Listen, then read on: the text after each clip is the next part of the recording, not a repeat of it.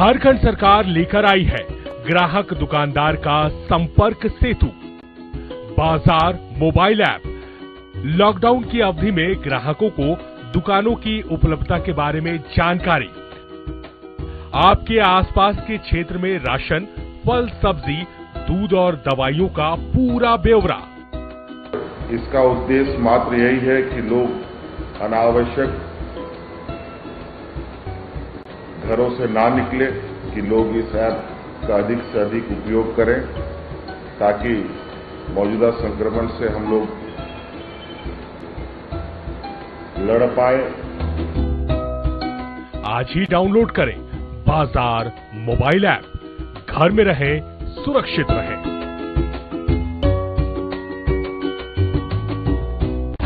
आज कोविड-19 से पूरा विश्व और हमारा देश ग्रसित है। ऐसे में एक कल्याणकारी राज्य की सफल तस्वीर आ रही है झारखंड से। राज्य के युवा मुख्यमंत्री हेमंत सोरेन लगातार ले रहे हैं लोक हितकारी फैसले। देखते हैं हेमंत सरकार की कुछ तैयारियों को। हर प्रकार के कार्ड धारक एवं बगैर कार्ड सभी परिवारों को मिलेगा भरपूर राशन। शहरों में खोले गए हैं सीएम किचन, दाल भात केंद्र, कम्युनिटी किचन, मुख्यमंत्री दीदी किचन, ताकि राज्य में कोई भी भूखा न रहे। क्वारंटीन केंद्र और आइसोलेशन वार्डों के पुख्ता इंतजाम। जमाखोरी और कालाबाजारी पर लगाए गए रोक। करेंगे कोरोना पर साथ मिलकर प्रहार, ताकि कोई न सोए भूखा एक भी रात। जन जन के साथ है हेमंत सरकार।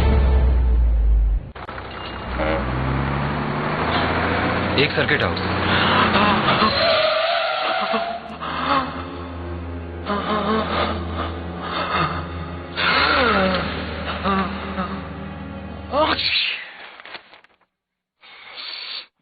नोवेल कोरोना वायरस बीमारी को फैलने से रोका जा सकता है।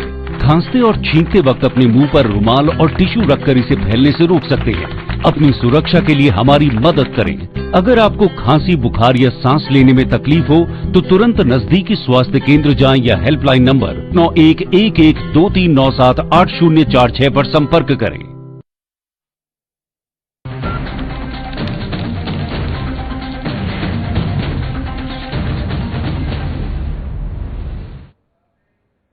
खबर बिहार झारखंड में आप सभी का स्वागत है। आपके साथ मैं हूं आदर्श तिवारी। बुलेटिन की शुरुआत करते हैं, लेकिन उससे पहले नजर इस वक्त की सुर्खियों पर।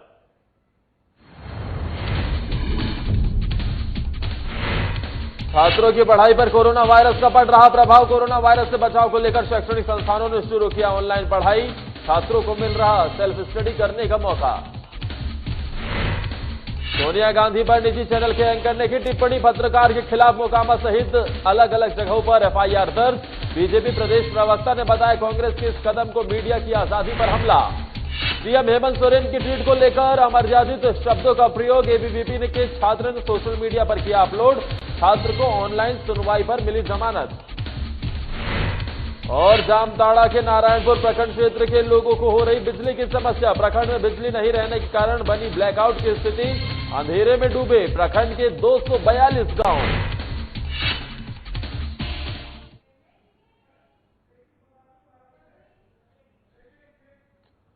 और बुलेटिन की शुरुआत इस वक्त की बड़ी खबर के साथ करेंगे, जो जमुई से आ रही है, जहां पर अल्ट्रासाउंड केंद्र के सभी स्टाफ और परिजनों को क्वारंटीन किया गया है। और ऐसे में लखीसराय की कोरोना पॉजिटिव मरीज का ये अल्ट्रासाउंड हुआ था, जिसके बाद सभी परिजन और स्टाफ को क्वारंटीन कर दिया गया है। वहीं प्रशासन ने अल्ट्रासाउंड केंद्र को सील भी कर दिया है। साथ ही आपको यह भी बता दें कि अल्ट्रासाउंड केंद्र में जांच के लिए 23 मरीजों की सूची को अब प्रशासन खंगाल रहा है। जो 23 मरीज अल्ट्रासाउंड केंद्र में आए थे, उनके संपर्क में कौन कौन आया था, ये भी एक बड़ी चुनौती है। यानी जो जमुई, जहां पर अभी तक कोरोना का कोई केस नहीं आया, वहां से अब लखीसराय का ये कोरोना पॉजिटिव कहीं ना कहीं इस कोरोना को ट्रेवल करता हुआ जमुई लेकर आ रहा है। ऐसे में अल्ट्रासाउंड केंद्र के सभी स्टाफ और परिजनों को क्वारंटीन कर दिया गया है। लखीसराय का कोरोना पॉजिटिव मरीज, ये जो लखीसराय की कोरोना पॉजिटिव मरीज अल्ट्रासाउंड के लिए आए हुए थी, इसी को लेकर अब प्रशासन ने अल्ट्रासाउंड केंद्र को सील कर दिया है। हमारे साथ जमुई से प्रशांत किशोर हमारे संवाददाता फोन लाइन पर जुड़ गए हैं। प्रशांत, फिलहाल क्या ताजा जानकारी मिल रही है? मैं आदर्श में बता दूं कि जो ताजा जानकारी अभी है कि जो अभी तक इस कोरोना संक्रमण का जो वायरस था, जो उससे अछूता था जम्मू जिला, अब यहाँ भी कोरोना का वायरस पैर पसारना शुरू कर दिया है। ट्रेवल हिस्ट्री की बात बताऊं तो सर्वप्रथम जमालपुर की से वो महिला लखीसराय के गुणसागर गांव आई थी, जहां से वो इलाज कराने हेतु जम्मू शहर आई और डॉक्टर द्वारा जब ये बताया गया उसे अल्ट्रासाउंड कराने के लिए, तो गौरव अल्ट्रासाउंड में वो अल्ट्रासाउंड कराने के लिए आई। 19 अप्रैल को वो अल्ट्रासाउंड कराने आई थी और उसके बाद जो है जब वो यहाँ से वो चली गई, वो पॉजिटिव जब मरीज हुई जो लखीसराय में, तो वहाँ से उसका ट्रेवल हिस्ट्री को पता खंगाला गया तो उससे पता चला कि वो जमालपुर से आई थी और इसके बाद फिर वो इलाज कराने के लिए जम्मू गई थी। तो इन सभी बातों की जब जानकारी जिला प्रशासन को और स्वास्थ्य महकमों को यहाँ जम्मू में लगी तो वो आनंद फानंद में ये गौरव अल्ट्रासाउंड को सील कर और यहाँ के जितने भी गौरव अल्ट्रासाउंड के स्टाफ थे उनको क्वारंटाइन करते हुए जम्मू में अतिथि प्लेस होटल है उसमें उन लोगों को शिफ्ट कर दिया गया। क्या प्रशांत, अल्ट्रासाउंड केंद्र के आसपास के इलाके को भी सील किया गया है? जी, मैं बता दूं कि जो जम्मू के सिविल सर्जन है उनसे हमारी बात हुई इस संबंध में कि आगे की और क्या रणनीति अपनाई जाएगी, कैसे और बचाव किया जाएगा जब यहाँ उस तरह की घटना हो चुकी है, जो वहाँ पे आ चुके हैं पॉजिटिव मरीजियां मिले। तो उन्होंने सीधे तौर पर बताया कि जो गौरव अल्ट्रासाउंड के स्टाफ हैं उनको सबसे पहले क्वारंटाइन किया गया और उनकी सैंपलिंग कर उनके रिपोर्ट आने के बाद अगर उनका रिपोर्ट पॉजिटिव बताया जाता है, उनके स्टाफ का पॉजिटिव रिपोर्ट आता है, तो 19 तारीख से लेकर अभी तक उनके यहाँ अल्ट्रासाउंड के जितने भी मरीज की जांच हुई है लगभग 550 के लगभग लोगों की वहाँ अल्ट्रासाउंड में जांच की गई है। तो अगर इन लोगों का स्टाफ का आ जाता है रिपोर्ट अगर पॉजिटिव आ जाता है मे भी, तो इनके यहाँ अभी तक जितने भी मरीज का जांच हुआ है 550 के लगभग का, उन सभी को क्वारंटाइन किया जाएगा और उन सभी के स्वास्थ्य की जांच की जाएगी। और ये बहुत ही चिंता और परेशानी का सबब बन गया है जम्मू। बिल्कुल जाहिर तौर पर प्रशांत किशोर, एक परेशानी का सबब अब जमुई प्रशासन के लिए लग रहा है। आप लगातार नजर बनाए रखिएगा। फिलहाल के लिए शुक्रिया। ये तस्वीर भी हम अपने दर्शकों को दिखा रहे हैं ब्रेकिंग के साथ। देखिए किस तरीके से ये पूरा इलाका जहां पर ये गौरव अल्ट्रासाउंड केंद्र जिसे सील कर दिया गया है, यहां पर लखीसराय से एक कोरोना पॉजिटिव आई थी जिसका इलाज यहां पर हुआ था और उसके बाद अब वहां पर जो स्टाफ है और साथ ही परिजन है उन्हें क्वारंटीन कर दिया गया है, अल्ट्रासाउंड केंद्र के सभी स्टाफ को। वहीं ये भी हमने जिस तरीके से आपको बताया कि लखीसराय की कोरोना पॉजिटिव आई थी, प्रशासन ने अल्ट्रासाउंड केंद्र को सील भी कर दिया है। महामारी का रूप ले चुका कोरोना वायरस का कहर थमने का नाम नहीं ले रहा है और लगातार इसका संक्रमण बढ़ता जा रहा है। इसके संक्रमण को रोकने के लिए देश भर में लॉकडाउन लागू है। इस लॉकडाउन से आम जनजीवन पूरी तरह से अस्त व्यस्त है। जहां एक तरफ गरीब और असहाय लोगों को जीवन यापन करने में मुश्किलों का सामना करना पड़ रहा है, तो वहीं शैक्षणिक संस्थानों के बंद हो जाने से बच्चों की पढ़ाई भी काफी प्रभावित हो रही थी, जिसके बाद इन संस्थानों ने ऑनलाइन पढ़ाई करवानी शुरू कर दी। वहीं ये ऑनलाइन पढ़ाई बच्चों पर किस प्रकार प्रभाव डाल रही है और बच्चों के लिए ये कितना फायदेमंद साबित हो रहा है, इस पर हमारी एक खास रिपोर्ट देखिए।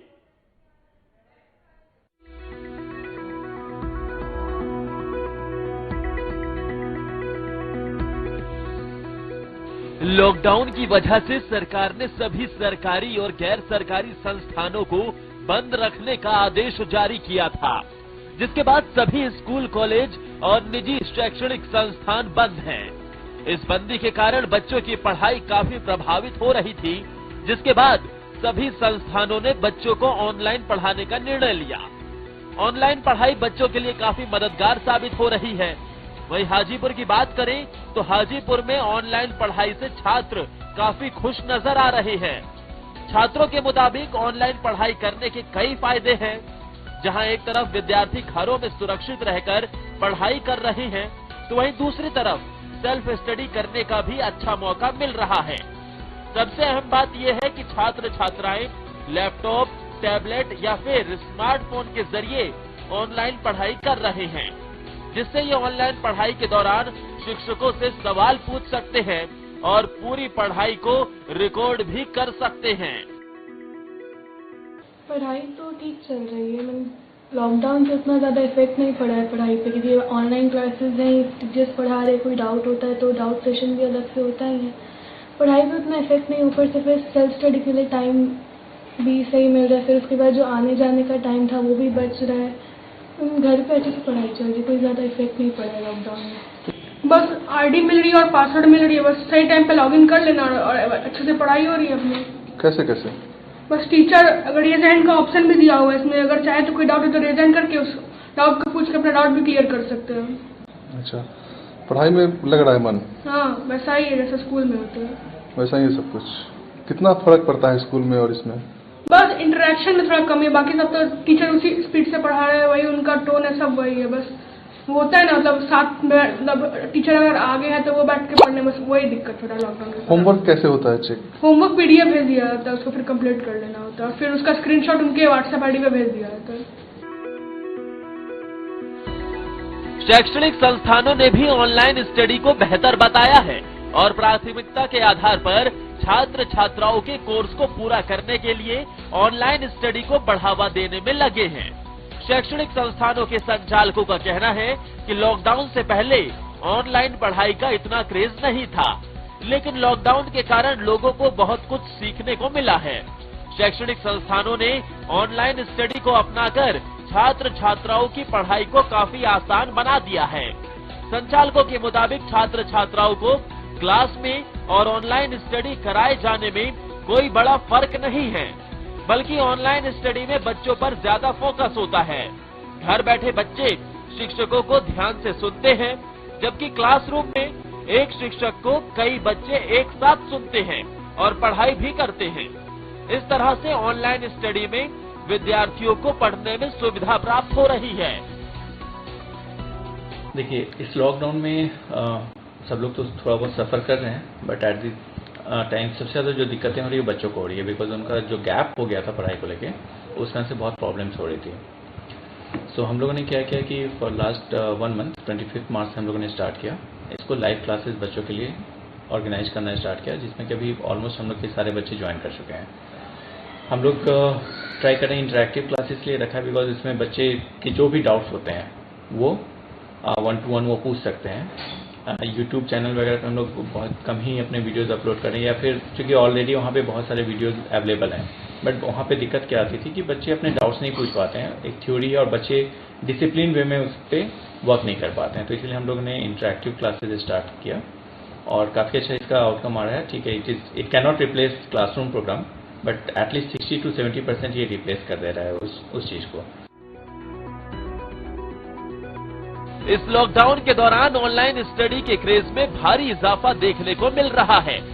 जहां एक तरफ ऑनलाइन स्टडी से छात्रों के लिए पढ़ाई आसान हो गई है, तो वहीं अभिभावकों को भी इस बात की तसल्ली है कि लॉकडाउन के दौरान उनके बच्चे बिना किसी खतरे के पढ़ाई कर पा रहे हैं।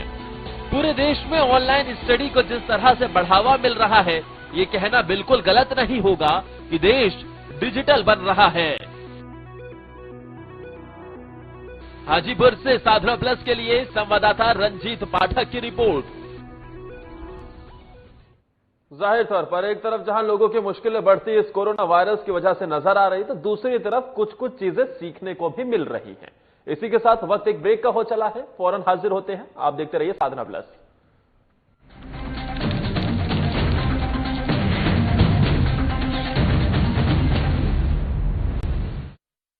रहने की ताकत दुनिया को हमने दिखाई है, अकेले घर पर रहकर कोरोना की करनी विदाई है। स्वस्थ रहेंगे, स्वस्थ रखेंगे, हर घंटे हम हाथ धोएंगे, ना भीड़ में जाएंगे, ना भीड़ हम बनाएंगे। झारखंड में कोरोना को नहीं फैलने देंगे।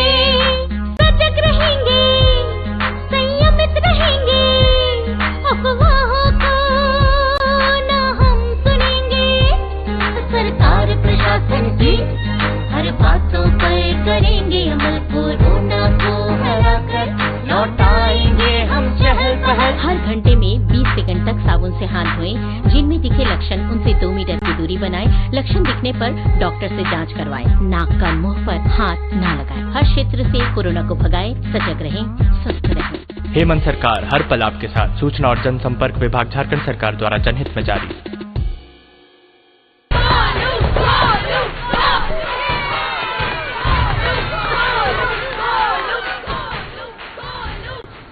बैटिंग तो अर्जुन कर रहा है, तो सब गोलू के लिए क्यों चीयर कर रहे हैं?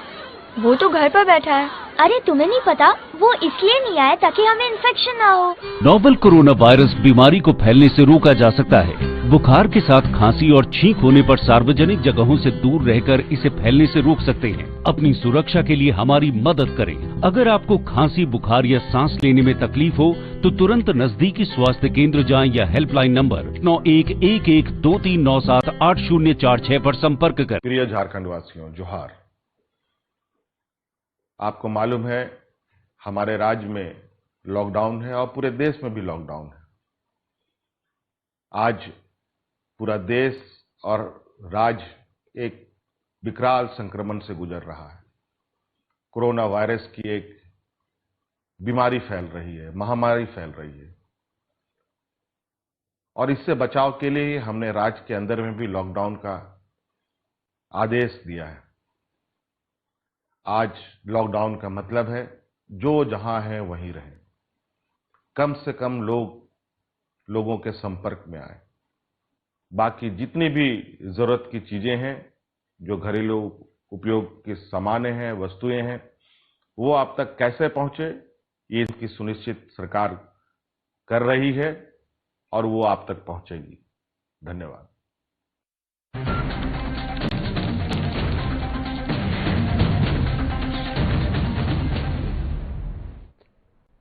ब्रेक के बाद एक बार फिर आप सभी का स्वागत है। रुख इस वक्त की बड़ी खबर का करते हैं जो सिवान से आ रही है, जहां सिविल सर्जन को धमकी मिली है और सिविल सर्जन को यह धमकी दी गई है। आपको यह भी बता दें कि सिविल सर्जन यदुवंश कुमार शर्मा को धमकी मिली है। इस बारे में उन्होंने एसडीएम को जानकारी भी दे दी है। लेकिन एक तरफ जहां कोरोना फाइटर्स के रूप में हम इन सुरक्षा कर्मियों को, हम इन स्वास्थ्य कर्मियों को देख रहे हैं, लेकिन दूसरी तरफ इन्हें धमकी मिली है। पुलिस मामले की जांच में जुट गई है, लेकिन हालांकि सवाल यह उठता है कि आखिर क्यों सिविल सर्जन को यह धमकी दी गई है? क्या कोई आपसी विवाद हुआ, या फिर जिस तरीके से हम देख रहे हैं कि देश भर में कुछ तस्वीरें ऐसे भी सामने आई जहां पर डॉक्टरों को प्रताड़ना झेलनी पड़ी, तो ऐसे में सिविल सर्जन को धमकी मिलने के पीछे की वजह क्या है? हमारे साथ सिवान संवाददाता विजय कुमार इस बड़ी खबर पर जुड़ गए। सिवान, क्या वजह मानी जा रही है धमकी देने की? बिल्कुल आदाब। देखिए, जिस तरह से लगातार ये लॉकडाउन में जिस तरह से स्वास्थ्य कर्मी से लेकर हर लोग एक पूरी तरह से टीम लगी हुई है, और उसी में स्वास्थ्य विभाग के जो सीएस हैं सिवान के, उनके फोन पे एक फोन आता है और उस पर धमकी भरी कॉल भी किया जाता है और ये कहा जाता है कि तुम सुधर जाओ और नहीं तो तुम्हें जान से मार दिया जाएगा। और उतना ही नहीं, जब सीएस ने इस बात से मना कर दिया कि आप रखो, बाद में मैं बात करता हूं, तो उस पर और वो गाली गलौज देते हुए सीएस को बहुत सारी बातें, अभद्र बात भी बोली। इस पर पूरे मामले पर जो सीएस हैं उन्होंने एसडीओ को फोन पर इस बात को सूचना दे दिया है और सीएस ने यह भी कहा है कि हम लिखित आवेदन थाने में देंगे। और फिर पुलिस इस मामले पर अभी कुछ भी करने से पूरी तरह से इनकार कर रही है, लेकिन अंदर पुलिस इस पूरे मामले को जांच करने में जुट गई है। जिस नंबर से फोन आया था, सीएस को धमकी मिली थी, उस नंबर को ट्रेस में डाल दिया गया है और लगातार पुलिस इस मामले को गंभीरता से जांच करने में जुटी हुई है। जी साथी विजय, पुलिस किस दिशा में देख रही है? क्या कोई पुराना विवाद जिसके चलते हुए किसी शख्स ने यह धमकी दी है, या फिर मामले को किसी और एंगल से पुलिस देख रही है? देखिए, बिल्कुल हमारे सीएस से साफ तौर पे बात हुआ। उन्होंने साफ तौर पे ही बताया कि पहली जो कॉल आई उसके पास, उन्होंने साफ तौर पे यही बताया कि फर्स्ट टाइम जो कॉल आया तो उन्होंने ये बताया कि क्या आप पहले वाले सीएस है या अभी जो सीएस वर्तमान, चूंकि पहले जो सीएस जो मैं आपको बता दूं कि हाल ही में 10 से 15 दिन हुआ है इस प्रभार को संभालते हुए, तो कहीं ना कहीं ये जरूर कहा जा सकता है कि ये पुरानी रंजिश है और इस पुरानी रंजिश को ही लेकर इनको धमकी भरी कॉल आई है। हालांकि ये जांच का विषय है, जांच होने के बाद ही ये स्पष्ट हो पाएगा कि क्या आखिर मामला है। जी ठीक है विजय, आप लगातार नजर बनाए रखिएगा। फिलहाल के लिए शुक्रिया।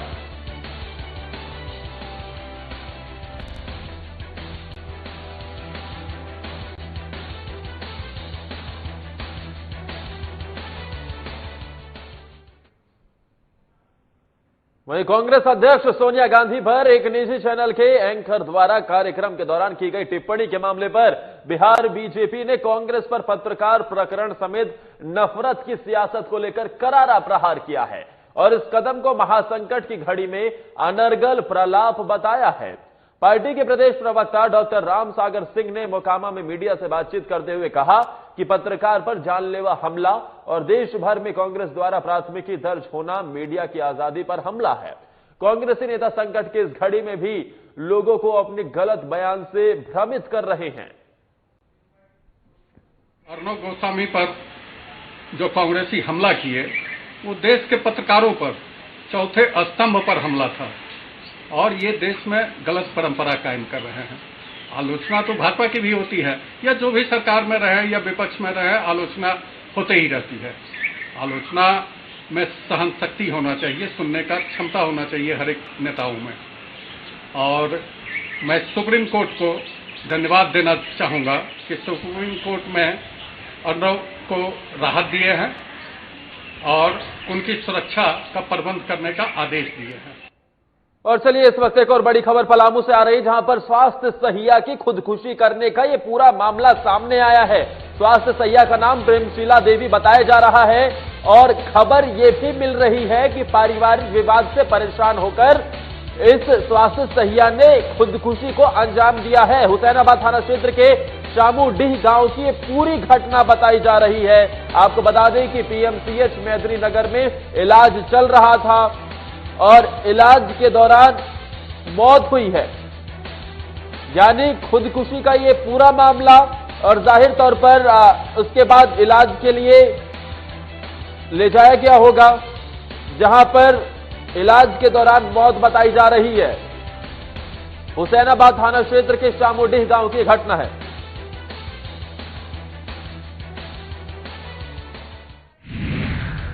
और हमारे साथ पलामू से संवाददाता विवेक सहाय फोन लाइन पर जुड़ गए हैं। विवेक, क्या है पूरा मामला? कि मैं आपको बता दूं आदर्श कि ये हुसैनाबाद थाना क्षेत्र की सामूडी गांव की घटना है, जहां पे एक स्वास्थ्य जो अपने जहरीला पदार्थ खाकर खुदकुशी की है और ये घटना पारिवारिक विवाद के कारण हुई है। जी। और ऐसे में क्या इस महिला ने मौके पर ही दम तोड़ दिया था या फिर इलाज के दौरान मौत बताई जा रही है? जी, आपको बता दें कि ये हुसैनाबाद अनुमंडलीय अस्पताल में प्राथमिक उपचार के बाद यहाँ डाल्टनगंज पीएमसीएच में रेफर किया गया था, जहाँ पे इलाज के दौरान मौत हुई है। चलिए ठीक है, तमाम जानकारी देने के लिए विवेक आपका शुक्रिया। वहीं सूबे के मुख्यमंत्री हेमंत सोरेन के ट्वीट को लेकर अमर्यादित शब्दों का प्रयोग करते हुए सोशल मीडिया पर अपलोड करने वाले एबीवीपी के छात्र को जमानत की ऑनलाइन सुनवाई पर जमानत मिल गई है। दरअसल लातेहार के चंदनडीह निवासी मिलन शुक्ला ने मुख्यमंत्री हेमंत सोरेन के ट्वीट के स्क्रीनशॉट लेकर उसे सोशल मीडिया पर अपलोड कर दिया था, जिसमें अमर्यादित शब्दों का इस्तेमाल किया गया था। मुख्यमंत्री हेमंत सोरेन ने अपने ट्विटर पर लिखा था कि जब यूपी के बच्चों को लाने के लिए बसें भेजी जा सकती है, तो केंद्र सरकार भी झारखंड के बाहर फंसे बच्चों और मजदूरों के लिए ऐसी व्यवस्था करे, अन्यथा झारखंड सरकार अपने स्तर से कदम उठाएगी। इसी पोस्ट पर मिलन शुक्ला ने अमर्यादित भाषा का इस्तेमाल किया था, जिसे लेकर मिलन शुक्ला को गिरफ्तार कर जेल भेज दिया गया था। इधर मिलन शुक्ला को जेल भेजने के बाद एबीवीपी के छात्र भी आक्रोशित थे। हालांकि मिलन शुक्ला को अब जमानत मिल चुकी है। एक छात्र है मिलन शुक्ला, उसने 20 तारीख को अपने फेसबुक अकाउंट पर कोटा में फंसे छात्रों के हित में एक टिप्पणी किया। टिप्पणी ये किया, उसने बताया, मुख्यमंत्री महोदय को बताया कि मुख्यमंत्री महोदय, आपने जो ट्वीट किया है कि कोटा में जो छात्र फंसे हैं उसे नहीं आप ला पा रहे हैं कि केंद्र सरकार आपको सहयोग नहीं कर रही है। उसी पर उस छात्र ने टिप्पणी किया कि ये मामला स्टेट का है, ये मामला केंद्र का नहीं है, और उसने कुछ आपत्तिजनक शब्दों का इस्तेमाल किया। उसके बाद शहर थाना प्रभारी अमित कुमार गुप्ता कॉग्निजेंस लेते हैं, उस पर उन्हीं के सेल्फ स्टेटमेंट पर ये FIR लातेहार थाना कांड संख्या 83/2020 दर्ज होता है। एबीवीपी का ये छात्र जिसे जमानत मिल गई है, और ऐसे में हेमंत सोरेन जो कि मुख्यमंत्री हैं, उनके ट्वीट पर इस तरीके की अमर्यादित भाषा का प्रयोग किया गया था, ये आरोप उस पर लगा, जिसके चलते उसे जेल भेज दिया गया था। और ऐसे में अब उसकी जमानत हो गई है। लेकिन ऐसे में मुख्यमंत्री हेमंत सोरेन ने ट्विटर पर जो लिखा था कि जब यूपी के बच्चों को लाने के लिए बसें भेजी जा सकती है, तो केंद्र सरकार भी झारखंड के बाहर फंसे बच्चों और मजदूरों के लिए ऐसी व्यवस्था करे, नहीं तो झारखंड सरकार अपने स्तर से कदम उठाएगी। और इसी को लेकर यह बवाल अब दिख रहा है। हालांकि सबसे बड़ी राहत भरी यह है कि जो जानकारी मिल रही है कि फिलहाल जमानत पर रिहा कर दिया गया है।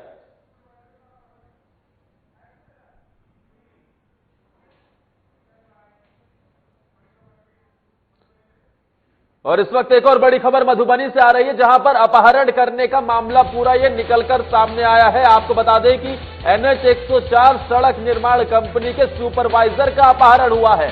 जयनगर थाना क्षेत्र की ये पूरी घटना बताई जा रही है, और दिन दहाड़े अपराधियों ने इस घटना को अंजाम दिया है। आपको ये भी बता दें कि पहले से ही फिरौती की मांग ये अपराधी कर रहे थे, लेकिन ऐसे में अपहरण कर लिया गया है। और BPCCPL कंपनी में ये सुपरवाइजर कार्यरत था। जयनगर थाना क्षेत्र की पूरी घटना, जहां पर सड़क निर्माण कंपनी के सुपरवाइजर का अपहरण कर लिया गया है। और NH 104 सड़क निर्माण कंपनी ये थी जिसके सुपरवाइजर का अपहरण हुआ है। यानी कुल मिलाकर अगर इसे देखा जाए तो जब कोरोना जैसी वैश्विक महामारी से पूरा भारत, पूरी दुनिया लड़ रही है, तो इस मौके पर भी अपराधी अपनी वारदात को अंजाम देने से पीछे नहीं हट रहे। और ऐसे में पुलिस प्रशासन के दावे भी इस बीच खोखले साबित होते हैं। जयनगर थाना क्षेत्र में जहां पर एक सड़क निर्माण कंपनी के सुपरवाइजर का अपहरण हो गया है, बताया यह भी जा रहा है कि पहले से फिरौती उससे मांगी जा रही थी। तो क्या इस बीच इस सुपरवाइजर की तरफ से जब ये फिरौती मांगी गई, तो क्या पुलिस प्रशासन में पुलिस में जाकर केस कोई दर्ज करवाया गया? और हमारे साथ मधुबनी संवाददाता आलोक कुमार जुड़ गए। आलोक, फिलहाल क्या अपडेटेड जानकारी है? जी मैं आपको बता दूं कि ये घटना मधुबनी जिले के जयनगर थाना अंतर्गत ये घटना है, जो NH 104 का निर्माण कर रहा था ये कंपनी, जो कंपनी के सुपरवाइजर को दिन दहाड़े अपहरण कर लिया गया। पूर्व में उनसे करीब ठीक है आलोक, तमाम जानकारी देने के लिए आपका शुक्रिया। दिन दहाड़े इस घटना को अंजाम दिया गया है, और ऐसे में इस बीच भी वारदात थमने का नाम नहीं ले रही है। इस बुलेटिन में फिलहाल के लिए मेरे साथ इतना ही। आप देखते रहिए साधना प्लस।